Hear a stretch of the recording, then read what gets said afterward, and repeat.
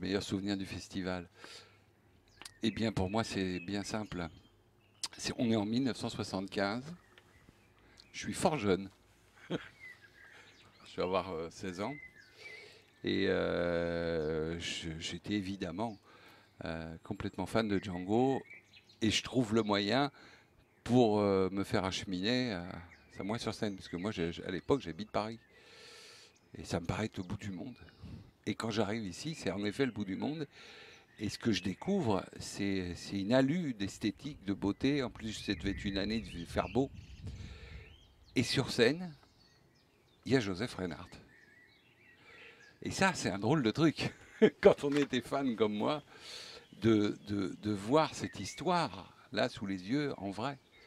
Euh, donc ça a été un moment inoubliable. Et quand j'ai vu ça, donc il était sur scène, il jouait avec Jean-Marie Palaine à l'époque. Euh, J'y ai vu d'autres musiciens, je me souviens d'un autre aussi qui jouait swing valse en swing, pas en valse,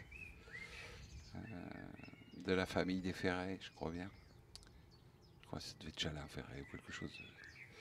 Enfin, pour moi, c'était incroyable. C'était l'apocalypse totale. Je découvrais enfin ce monde tel que je l'imaginais. Et surtout, quand j'ai vu ce lieu, j'ai dit c'est là que je veux habiter. Et on était en 75. Il m'aura fallu un peu de temps pour arriver jusque-là, puisque je suis arrivé qu'en 96. Donc j'aurais mis 20 ans. Mais ça m'a jamais quitté.